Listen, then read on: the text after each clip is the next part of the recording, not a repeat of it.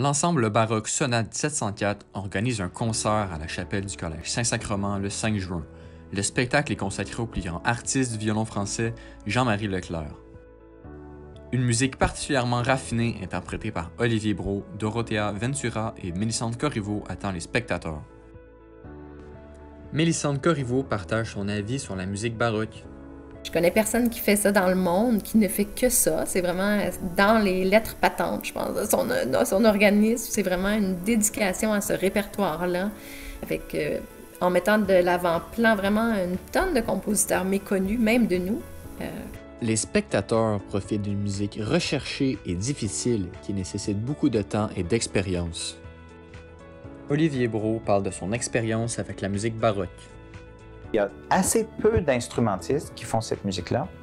Et pour s'y consacrer, ça prend énormément de focus, je pourrais dire, puis beaucoup de recherche. Donc, on est peut-être les spécialistes les plus approfondis dans ce répertoire-là.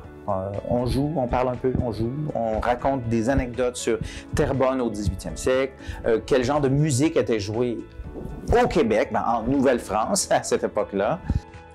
Ce dernier doit faire un travail de recherche pour trouver les pièces qui sont jouées à chaque concert. Il donne beaucoup de temps à ce genre de musique.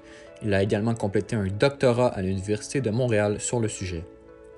La chapelle du Collège Saint-Sacrement a été choisie en raison de sa petite taille et de la proximité qu'elle donne aux spectateurs. Puisque leurs instruments ne sont pas amplifiés, ils recherchent un lieu petit qui donne l'accent sur le son naturel des instruments. Les musiciens aiment le concept du salon et le contact avec les spectateurs. Dorothea Ventura parle de son public. Et on a même, à un moment donné, fait l'expérience de se mettre au centre et puis de mettre vraiment le public tout autour de nous. Et c'est super agréable. Donc, Olivier tient à ce que ça soit Terrebonne. Je crois que depuis qu'il a déménagé à Terrebonne, il veut faire vraiment partie de la communauté culturelle à Terrebonne. Et puis, c'est ça. Donc, je pense que c'est ça. L'idée, c'est pas non plus de grossir notre public pour aller dans des grandes salles. Ça se prêterait pas. C'est vraiment, avoir notre public fidèle autour de nous. Les musiciens aiment le concept du salon et le contact avec les spectateurs.